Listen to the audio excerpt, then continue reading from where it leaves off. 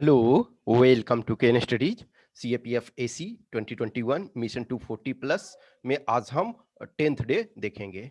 आज हम जब कवर करेंगे तो हमारे पास 1000 क्वेश्चन हो जाएंगे। जो पेड ग्रुप वाले हैं उनके पास 1000 क्वेश्चन हो जाएंगे, तो 40% आपका कवरेज क्वेश्चन का हो जाएगा।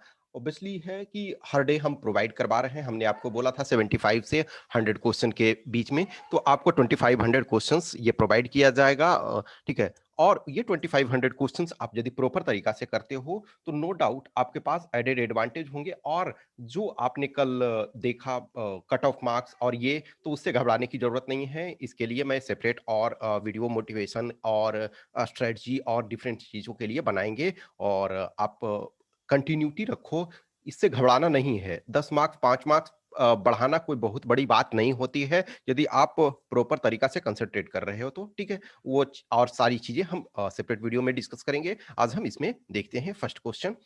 करा Mahatma Gandhi undertook fast unto death in 1932 mainly because.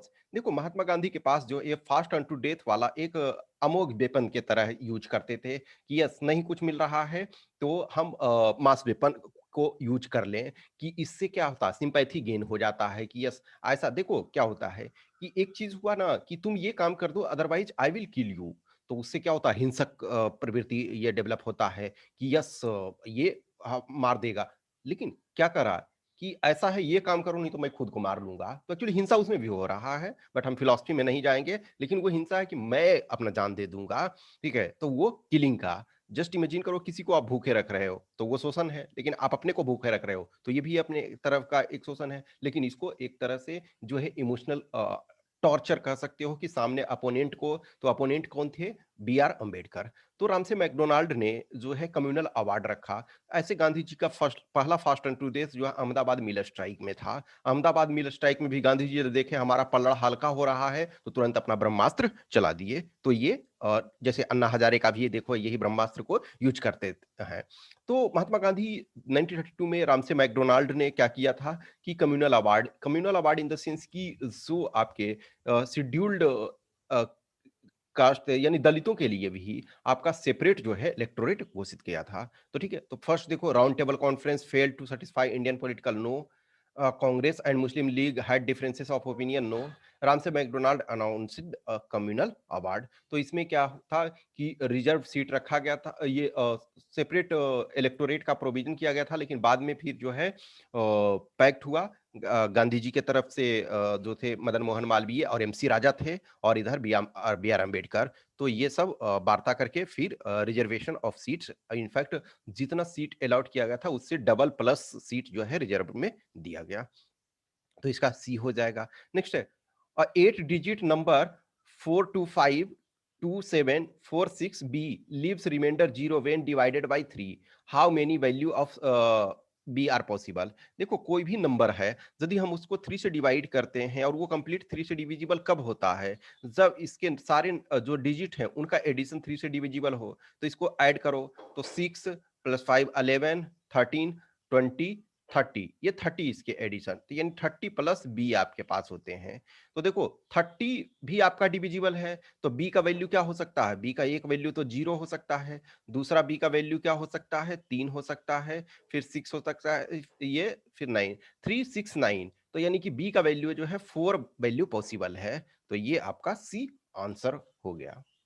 Next कह रहा है कि which of the following statements concerning natural regions of the world is are correct.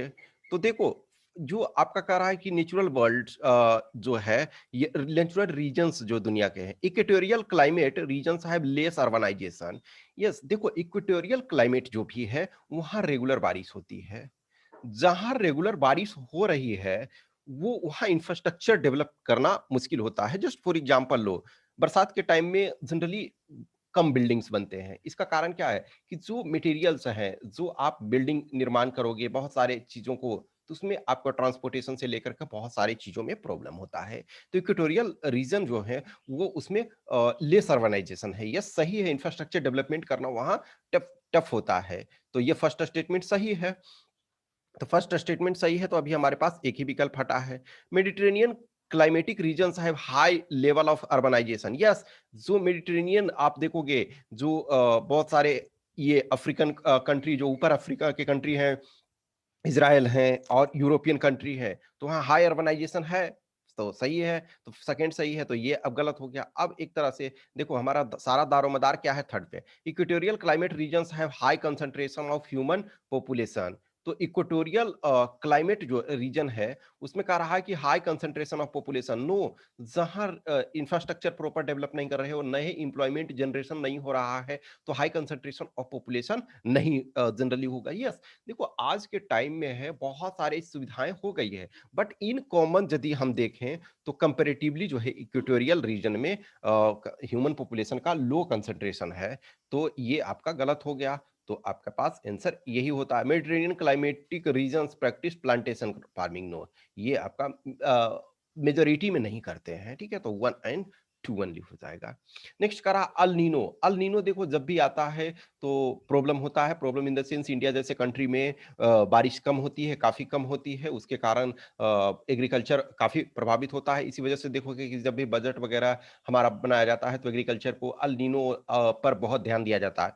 तो कह रहा है कि which of the following are the result of El Nino. तो अल नीनो से result reduction in the amount of planktons which further reduces the number of fish in the area. देखो planktons जो जो फिश हैं वो planktons खाते हैं, planktons खाते हैं तो उनका ग्रोथ होता है, उनका प्रोडक्शन होता है। तो यदि आप रिडक्शन हो जाएगा प्लैंक्टन, प्लैंक्टन क्यों रिडक्शन हो जाएगा, क्योंकि टेम्परेचर हाई हो जाता है, टेम्परेचर हाई हो जाता है तो प्लैंक्टन का के लिए क्या है, एक आइडियल कंडीशन चाहिए होता है, वो आइडियल कंडीशन से अधिक टेम्परेचर हो जाता है तो प्लैंक्टन का जो ग्रोथ है कम हो जाता है, और इस वजह से जो है वो एरिया में फिश कम हो जाता है। तो फर्स्ट आपका सही है। नेक्स्ट है irregularities in the evaporation of sea water. Yes, irregularity होगा, distortion of equatorial atmospheric circulation, yes, ये सारे के सारे इसमें आपके पाए जाते हैं। नेक्स्ट का रहा quartzite. Quartzite is metamorphed from. तो क्वार्टजाइट जो मेटामॉर्फ है सैंडस्टोन। तो क्या होता है, क्वार्टजाइट जो है वो एक मेटामॉर्फिक रॉक है व्हेन क्वार्ट्ज रीच सैंडस्टोन, ठीक है, क्वार्ट रीच सैंडस्टोन, इसको चर्ट भी कहते हैं। क्वार्ट्ज रीच जो रीच सैंडस्टोन होता है उसको चर्ट भी कहते हैं। वो हाई टेम्परेचर और हाई प्रेशर में जाता है, यानी कि it passes through high temperature and high pressure, then आपका क्वार्टजाइट बनता है। तो इसका शी हो गया। नेक्स्ट का रहा कि consider the following statements, union territories are not represented in the Rajya Sabha, no. देखो अभी तक ऐसे नॉर्मली क्या है, आपके जो दिल्ली है तो दिल्ली में 3 राज्यसभा सीट है, तो यूनियन टेरिटरी आपका है। फिर पुदुचेरी, पुदुचेरी में 1 राज्यसभा सीट है। और अब जब जम्मू कश्मीर जो है वो जब उसमें इलेक्शन होंगे तो उनको भी अलॉट किए जाएंगे, क्योंकि otherwise state of Jammu Kashmir में था, तो union territory of Jammu Kashmir के पास विधानसभा होगा, तो उसमें लद्दाख के पास नहीं होगा फिलहाल के लिए। It is within the purview of chief election commissioner to adjudicate the election disputes. देखो ये जो इलेक्शन डिस्प्यूट्स है वो कोर्ट करती है बहुत सारी चीजों को, डिपेंडिंग ऑन कि किसके इलेक्शन है। मान के चलो कि लोकसभा वगैरह के हैं तो हाई कोर्ट करेगी, प्रेसिडेंट और वाइस प्रेसिडेंट की है तो सुप्रीम कोर्ट करेगी। तो सेकंड भी गलत हो गया, तो फर्स्ट गलत हो गया, ठीक है, तो फर्स्ट गलत हो गया तो ये दोनों हट गया, सेकंड गलत हो गया तो ये हट गया। थर्ड है according to constitution of India the parliament consist of Lok Sabha and Rajya Sabha plus president, तो ये भी गलत हो गया, तो डी आपका करेक्ट आंसर हो गया। नेक्स्ट का रहा with reference to consumers right और privilege under the provision of law in India which of the following statements is are correct. Consumers are empowered to take samples for food testing. Yes, जो आपका food item है, चाहे वो जैसे देखो अभी oil है, जो एडिबल ऑयल है, इनफैक्ट जो आपका पेट्रोल डीजल भी काफी प्राइसी हो गया है, 100 प्लस पार कर गया, लेकिन एडिबल ऑयल जो है वो काफी कॉस्टली हो गया। अब मान के चलो उसमें जो है वो मिलावट कर दिया जाए, तो मिलावट कर देने पर क्या होता है, स्वास्थ्य का ये जो एडिबल आइटम है, एडिबल आइटम में आप मिक्स कर दोगे तो स्वास्थ्य पे वो प्रभाव पड़ेगा, और किसी चीज का कीमत आप प्राइस ज्यादा ले रहे हो उस अनुसार क्वालिटी आप प्रोड्यूस नहीं कर रहे हो, तो कंज्यूमर के पास राइट है कि वो सैंपल को ले और टेस्टिंग के लिए, तो ये सही है। When a consumer files a complaint in any consumer forum no fee is required to be paid, नहीं ये गलत है, फी आपको मिनिमम कुछ फी पे करना पड़ेगा। In case of death of a consumer his और her legal heir can file a complaint in the consumer forum on his और हर बिहाफ। यह सही है। अब यदि मान के चलो किसी का डेथ हो गया, किसी चीज को कंज्यूम किया या कुछ ऐसे सिचुएशन में, तो डेथ जब हो जाएगा तो उसके जो फैमिली है, उसके लीगल एयर हैं, वो फाइल करेंगे कंप्लेंट। अदरवाइज फिर उसका उस कंपनी पे या जिसने सर्विस प्रोवाइड किया है या गुड्स प्रोवाइड किया है तो उस पर एक्शन होना चाहिए। तो 1 एंड 3 वैल्यू हो जाएगा। नेक्स्ट है consider the following kinds of organisms. इन ऑर्गेनिजम्स पे विचार करना, बैक्टीरिया, फंजाई और फ्लावरिंग प्लांट्स। तो ये कह रहा है कि some species of which of the above kinds of organisms are employed as bio biopesticides. तो कह रहा है कि ये इनमें से कौन जो है बायोपेस्टिसाइड्स के रूप में, यानी कि जैव पीड़कनाशी के रूप में किसको यूज किया जा सकता है। देखो अदरवाइज बैक्टीरिया क्या है, हार्मफुल भी आपका है लेकिन वो आपका हेल्पफुल भी है।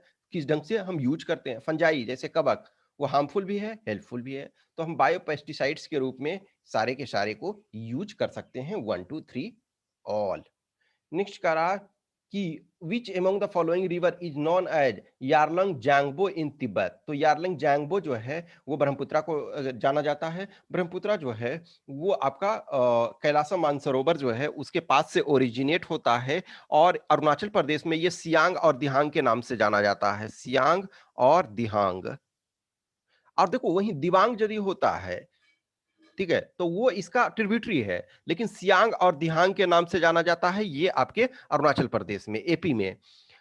आसाम में फिर है लुइत और दिलाओ के नाम से जाना जाता है। लुइत और दिलाओ, लुइत और दिलाओ के नाम से जाना जाता है और ये कैलासा मानसरोवर के पास से ये ओरिजिनेट होता है। तो इसका डी हो गया। नेक्स्ट है esker is a geomorphic feature developed by. तो इसकर जो है वो ग्लेशियो फ्लूवियल डिपॉजिट के कारण होता है, यानी हिमजलीय निक्षेप के कारण होता है। ये जब वहां से जो हिमजल है वो हट जाता है तो फिर आपका वो निर्माण होता है, वो ग्राउंड का निर्माण होता है। नेक्स्ट कह रहा है कि consider the following layers of atmospheric atmosphere. तो इनको कह रहा है कि which one among the following is the correct sequence of layers with increasing altitude from the earth surface. Earth surface से ये आपके बढ़ते हुए क्रम में ये करना है। तो देखो जो सबसे पहले आपका क्या है, ट्रोपोस्फेयर। तो ट्रोपोस्फेयर आ गया तो ऑलरेडी एक ही में आपका बन गया। Troposphere, stratosphere, mesosphere, thermosphere. Sometime बहुत जी आपको दे देता है। तो 1 2 3 4 ये आपका इसी से बन गया। नेक्स्ट का रहा है कि number 136 is added to 5b7 and the sum obtained is 7a3 where a and b are integer. It is given that 7a3 is exactly divisible by 3, the only possible value of b. तो देखो क्या रहा, 7a3 जो है वो आपका 3 से divisible है। इसका मतलब है कि इन तीनों का एडिशन जो होना चाहिए वो 3 से डिविजिबल होना चाहिए। तो ए का वैल्यू हमारा क्या होगा, तो देखो 7 + 3 10। 10 का मतलब है यहां अब 2 रख सकते हो, ए का वैल्यू 2 रख सकते हो, ए का वैल्यू 5 रख सकते हो, या ए का वैल्यू जो है वो 8 रख सकते हो। तो देखो 2 रखते हो तो इसका वैल्यू कितना हो जाएगा, 12 हो जाएगा। 5 रखते हो तो 15 हो जाएगा और 8 रखते हो तो 18 हो जाएगा। इसका मतलब है ए का वैल्यू हमको यही 3 पॉसिबल में हो सकता है। तो अब ई तो आराम से आप एलिमिनेट कर दिए, 7 नहीं होगा। अब देखो क्या रखा रहा है, तो हमको वैल्यू ऑफ बी खोज रहा है। तो अब देखो 5 बी 7, इसमें हमको 136 ऐड करना है। तो जो वैल्यू आना चाहिए 7a3 आना चाहिए। अब देखो 7 + 6 तो 13, 13 का 3 कैरी 1 कर रहे हो।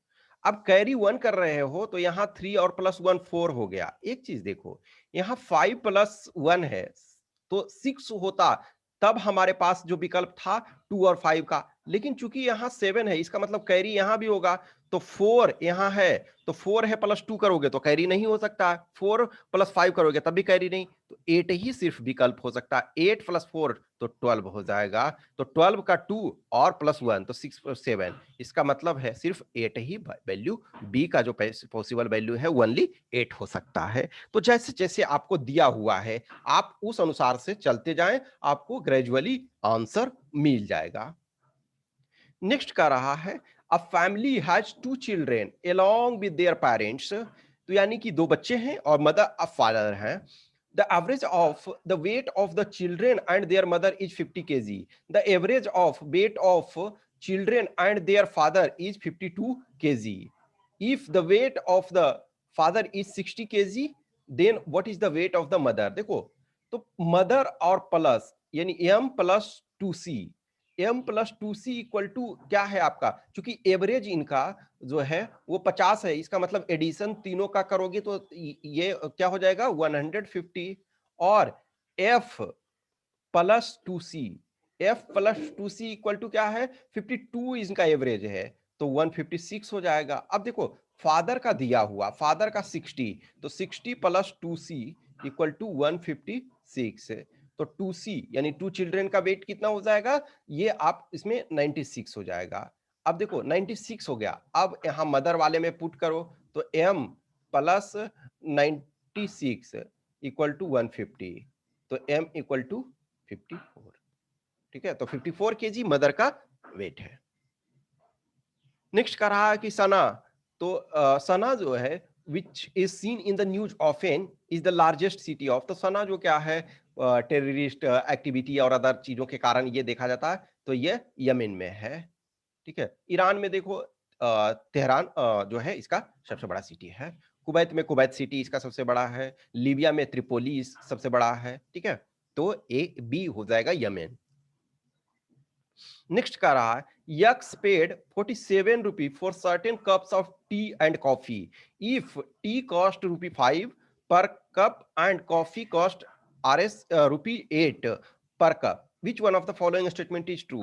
ही drank 8 cup of tea and coffee, देखो 8 cup of tea and coffee.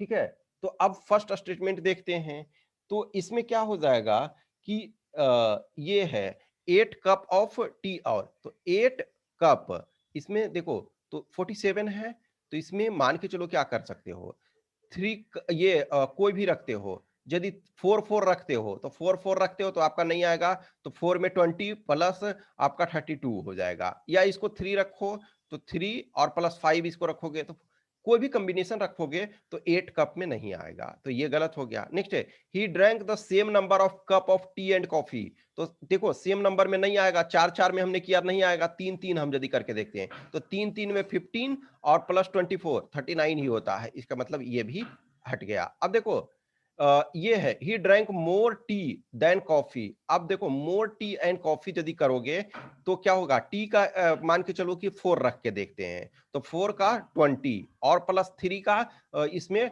24, तो ये 44 ही होता है, इसका मतलब है कि जो है मोर टी देन कॉफी वाला हट गया, लेकिन he drank more coffee than tea, तो देखो टी का मान के चलो 3 रखो, तो 3 इंटू 5 तो 15 और प्लस ये 4 यदि इसमें रखते हो तो 4 का 32, तो 47 इसमें करेक्ट हो जाएगा, यानी he drank more coffee than tea, यानी कि 4 कप उसने कॉफी पिया और 3 कप टी पिया, तो डी इसका आंसर हो गया।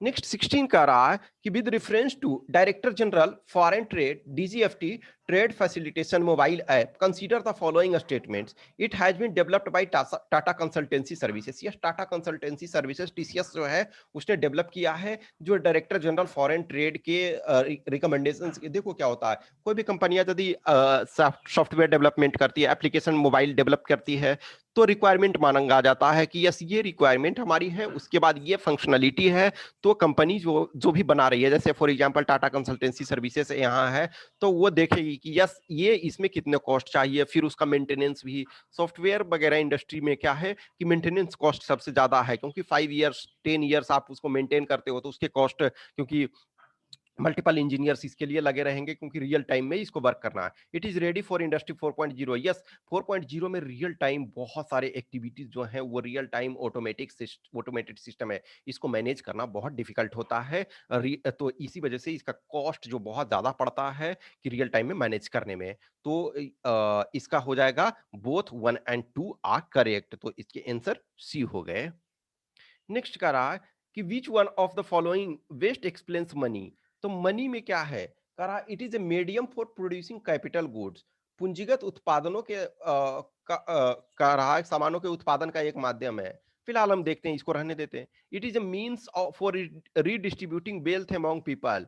वेल्थ अमॉन्ग पीपल, अब ये भी हम देखते हैं, देखो वेल्थ में सिर्फ पैसे के से नहीं हम कर सकते हैं, हम और चीजों से भी कर सकते हैं। डायरेक्ट मान के चलो कि राशन हम दे रहे हैं। It is common denominator for measuring value. Yes, it is a mechanism for resource allocation. तो देखो ये एक तरह से B और D सेम है, तो C it is a common denominator for measuring value. Yes, ये मेन जो है, देखो स्टोर वैल्यू और एक्सचेंज वैल्यू दो चीज के लिए हम यूज करते हैं, स्टोर वैल्यू और एक्सचेंज वैल्यू। मान के चलो आपने गेहूं का उत्पादन किया, तो गेहूं को बहुत लंबे समय तक नहीं रख सकते हो ना। गेहूं को यदि आप लंबे समय तक रखोगे तो वो खराब हो जाएगा, लेकिन पैसे को आप बहुत लंबे समय तक रख सकते हो, बैंक में जमा कर सकते हो। तो ये कॉमन डिनोमिनेटर है। तो स्टोर वैल्यू और आपका एक्सचेंज वैल्यू की कोई भी चीज, डबल कोइंसिडेंस ऑफ डिमांड यहाँ जो है मांग का दोहरा नियम इसमें लागू नहीं होता। यस, हमारे पास पैसे हैं, हम कोई चीज जाकर के मार्केट से खरीद सकते हैं, तो सी इसका आंसर हो जाएगा। नेक्स्ट कह रहा मिथाइल आइसोसाइनेट, जो भोपाल आपका जो भोपाल डिजास्टर हुआ था, भोपाल गैस डिजास्टर, तो which was involved in disaster of Bhopal in December 1984 was used in the union carbide factory. Factory का नाम यूनियन कार्बाइड था। फॉर द प्रोडक्शन ऑफ, तो ये क्या था, प्रोडक्शन किस लिए इसमें किया जाता था, तो ये एक पेस्टिसाइड ये बनाती थी यूनियन कार्बाइड जो है। नेक्स्ट करा in a city 80% population eat rice and 90% of the rice eaters are non vegetarian. देखो 90% ऑफ राइस जो है राइस ईटर जो है वो नॉन वेजिटेरियन है, तो इसका मतलब वेजिटेरियन कितने हैं, 10%। ठीक है, तो then what percent of population are vegetarian rice eater. तो देखो वेजिटेरियन 10% है, तो 100 का मान लो तो 10 है। अब 80% जो ये है, तो 80% 10 का 80% क्या होगा, 8 होगा, तो इसका मतलब 8 हो गया। नेक्स्ट क्वेश्चन है कि व्हाट इज द मैक्सिमल, ठीक है, number of spherical balls of radius 1 centimetre each that can be placed inside a cubical box of height 10। देखो क्यूबिकल बॉक्स है, तो इसमें हम इसको ये मान के चलें क्यूब है, ठीक है ना, ये क्यूब है, हम इसको इस ढंग से बनाने की कोई ऐसे आवश्यकता नहीं है। अदरवाइज ये मान के चलो कि आपका ये क्यूब है, ठीक है, तो क्यूब है, ये इसको ही सिंप्लिसिटी के लिए मान ले, तो ये 10 है। 10 इसमें अब कह रहा है कि इसमें से कितने बॉक्स हैं जो कितने आ सकते हैं, तो ये स्फेयर। अब देखो स्फेयर में क्या है, 1 सेंटीमीटर, तो 1 सेंटीमीटर रेडियस है, इसका मतलब डायमीटर इसका 2 होगा। तो देखो ये 10 है, तो इसका मतलब 10 है, तो इसमें 5 ये आप स्टोर कर सकते हो, मान के चलो ये 5 है, तो 5, और इधर भी आप 5 कर सकते हो, 5 5 5 ये में, तो इसका मतलब क्या हो जाएगा आपका कि जो ये वैल्यू है, तो देखो ये 10 इंटू 10 इसका वॉल्यूम हो जाएगा, और डिवाइडेड बाई आपका क्या हो जाएगा, 2 इंटू 2 इंटू 2। ठीक है, तो ये आपका क्या हो जाएगा, ये ऑल कट जाएगा, तो 5 5 5 5 5 5, तो 5 5 5 तो 125। ठीक है, तो इसका आंसर बी हो गया। नेक्स्ट करा consider the following statements about international women's day. International women's day every year जो है वो 8 ऑफ मार्च को सेलिब्रेट किया जाता है। फर्स्ट स्टेटमेंट सही है। नेक्स्ट है second statement, theme for 2021 is choose to challenge. Yes, जो चूज टू चैलेंज जो है 2021 का थीम था, तो बोथ आर करेक्ट, तो आंसर आपका सी हो गया। नेक्स्ट कह रहा है कि इन ए सर्टेन ईयर, किसी विशेष ईयर में, a school had 60% of boys and 40% girls as a student. In the next 5 years, the number of boys decreased by 10% and number of girls increased by 10%. What is the change in total role strength of the school in the 5 year? देखो हम मान के चलो 100% था initially, तो 100% में 60 जो थे वो 100 थे, तो 60 बॉयज और 40 गर्ल्स। 10 ये 5 इयर्स में ये 10% हट गया, तो 10% इसका कितना होता है 6 होगा, तो -6 करोगे तो 54 हुआ। और इसमें 10% बढ़ गया, तो 10% बढ़ा तो 4 हो गया 44। तो देखो इनिशियली 100 था, अब कितने हो गए, इन दोनों को ऐड करोगे तो 98 हो जाएगा। इसका मतलब 2% डिक्रीज हुआ। ठीक है, तो बी इसका आंसर हो गया। नेक्स्ट का रहा, which one among the following is not a basic function of computer. Computer का बेसिक फंक्शन देखो, accept and process data. Yes, कोई भी आप डेटा इसमें प्रोसेस करते हो, मानिए जो भी सॉफ्टवेयर है, बहुत सारे चीजें हैं, तो उसको आप देते हो, डेटा इनपुट देते हो, तो उसको प्रोसेस करके आपको आउटपुट देता है।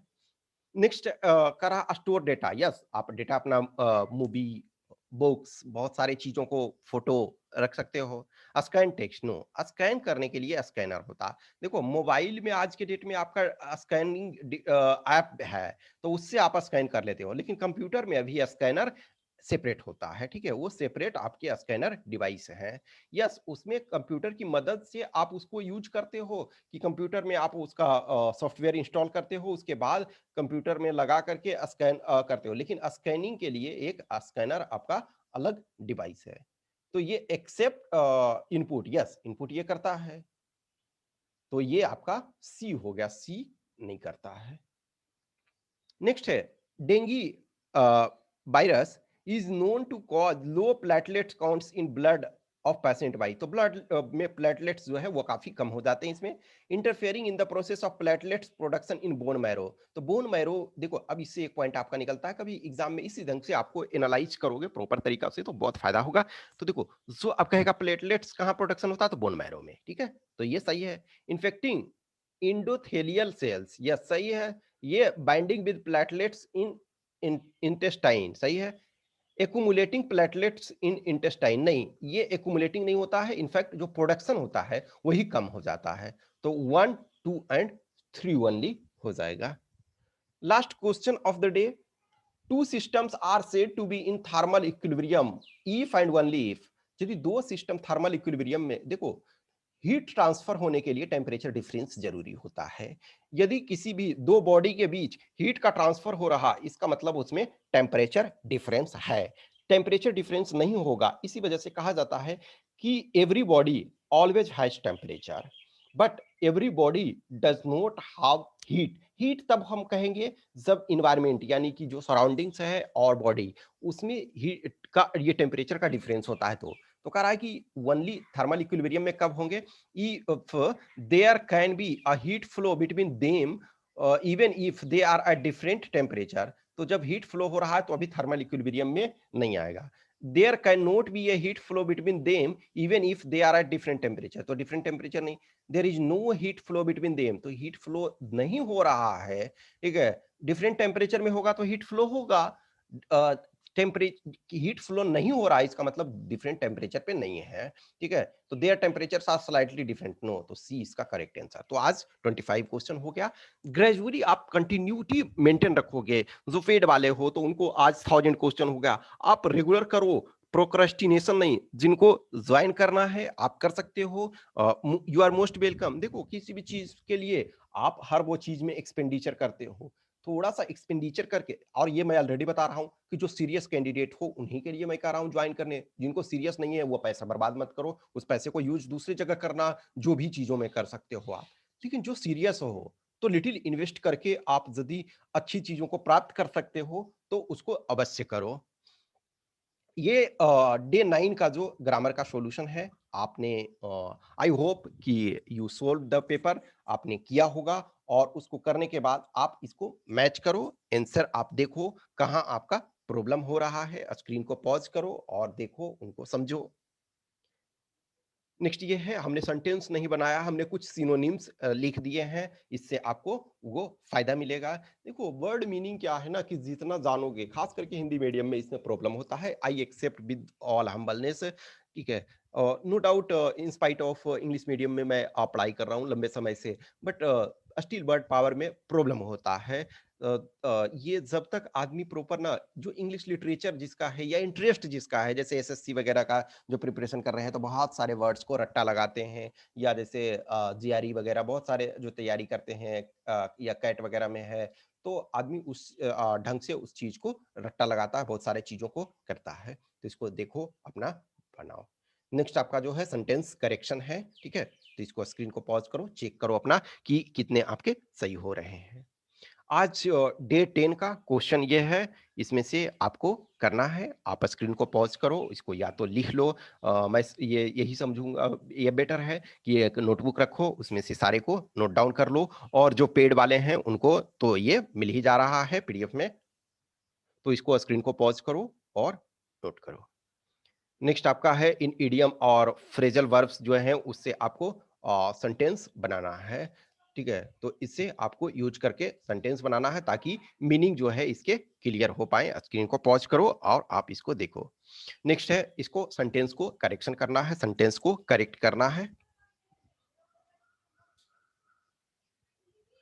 नेक्स्ट आपका है right an essay on the given topic in approximate 300 words. तो 300 वर्ड्स में आपको ऐसे लिखना है। तो national security and economic growth go hand in hand. तो देखो जो भी देश है, फॉर एग्जांपल अफगानिस्तान में इन्वेस्टमेंट आप नहीं करना चाहेंगे, सोमालिया में इन्वेस्टमेंट आप नहीं करना चाहेंगे, ईरान में लोग इन्वेस्टमेंट, क्योंकि ईरान में लोग इन्वेस्ट करना चाहते हैं लेकिन वहाँ अमेरिकन प्रेशर है, वहाँ एक तरह से डिफरेंट एस्पेक्ट है, ठीक है। तो जिस कंट्री में प्रॉपर तरीका से देखोगे कि सो पाकिस्तान में बहुत लोग इन्वेस्ट करते हैं तो वह स्ट्रेटजिक कारण से करते हैं, चाइना कर रहा है स्ट्रेटजिक बेनिफिट के पॉइंट ऑफ व्यू से नहीं करते हो। तो national security and economic growth जो है गो हैंड इन हैंड। इसी वजह से देखोगे अमेरिकन मार्केट में कोई इन्वेस्ट कर रहा है तो वहाँ पैसे आपके सुरक्षित हैं, जर्मनी में कर रहे हो सुरक्षित है, जापान में कर रहे हो सुरक्षित है। इनफैक्ट जापान के पास ऑलरेडी सरप्लस है तो वो तो दूसरे के यहाँ करता है, बट स्टिल जो मार्केट जहाँ नेशनल सिक्योरिटी सही है वहाँ जो है वो इकोनॉमिक ग्रोथ वो हैंड इन हैंड ये चलते हैं। अब जस्ट एग्जांपल लो, कश्मीर, कश्मीर में क्या है, यदि पीस नहीं है इसी वजह से तो वहाँ सही ग्रोथ नहीं होता है। जहां पीस है, for example Goa, for example थोड़ी देर के लिए मान लो कि जिस अनुसार कश्मीर में टेररिस्ट एक्टिविटी होते रहती है, गोवा में भी टेररिस्ट एक्टिविटी उस ढंग से होते रहेगी, तो आपको लगता है कि गोवा में प्रोस्पेरिटी आएगा, टूरिज्म आ जाएगा, आप कभी जाओगे गोवा कि यदि, ठीक है, तो वो नहीं होगा। नेक्स्ट है write a report on the given topic in approximate 200 words. तो scope of electric vehicles in India. तो इलेक्ट्रिक व्हीकल्स जो है वो उसका स्कोप इंडिया में क्या है, इस पर आपको रिपोर्ट लिखना है, ठीक है। तो स्कोप काफी इसके हैं, आपकी जो भी आपको है चीजें अभी जो वर्तमान में चल रही है, यानी कि लेटेस्ट जो है डेटा आपको प्रेजेंट करना है। तो ये आज के आपके रहे, आप ग्रेजुअली डेली करते रहो। अब देखो कुछ लोग कि मैं एक साथ ये दे दो, नहीं मैं डेली डेली दे रहा हूं।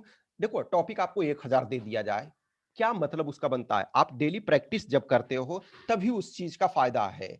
और ये सोचोगे कि एग्जैक्ट ये टॉपिक आ जाए तो फिर आप यूपीएससी से ही मांग लो कि क्योंकि वही सेट कर रही है तो वो तो एग्जैक्ट दे देगी। अदरवाइज मैं जो भी पॉसिबल हो सकता है, हम जितने भी ईयर से करवा रहे हैं तो मोर और लेस आपके सारे कहीं ना कहीं डायरेक्टली और इनडायरेक्टली आपको ये आते हैं। तो आप लिखोगे रिलेटेड चीज आएगी, एग्जैक्ट ये हम तो नहीं कर सकते हैं कि एग्जैक्ट सेम आएगा। हमने और प्रीवियस ईयर के आपको बताया कि यस हमने जो टेस्ट कंडक्ट करवाया पेपर 2 में जो टॉपिक हम दे रहे हैं तो कहीं ना कहीं ये इससे आ रहे हैं, ठीक है। कुछ ही क्वेश्चंस क्यूरी है तो आप कमेंट बॉक्स में डालो। जिन्हें भी परचेज करना है, जो भी इसको ज्वाइन करना चाहते हैं तो आप 8527146498 व्हाट्सएप नंबर या फिर इस टेलीग्राम नंबर पे संपर्क कर सकते हो। टेस्ट देने के लिए आप इन नंबर पर संपर्क कर सकते हो या यहाँ दे सकते हो, ठीक है। तो जैसी आपकी इच्छा, ओके। और थैंक यू, और अच्छा लगता है तो लाइक करें, कमेंट करें, अपने दोस्तों के साथ शेयर करें, और प्लीज रेगुलर रहें। रेगुलर एटलीस्ट आप देखो जो सब्सक्राइब नहीं किए हो पेड वाले, तब भी आप फ्री में भी इसमें अच्छा खासा क्वेश्चन आपकी प्रैक्टिस हो जाएगी, ओके। थैंक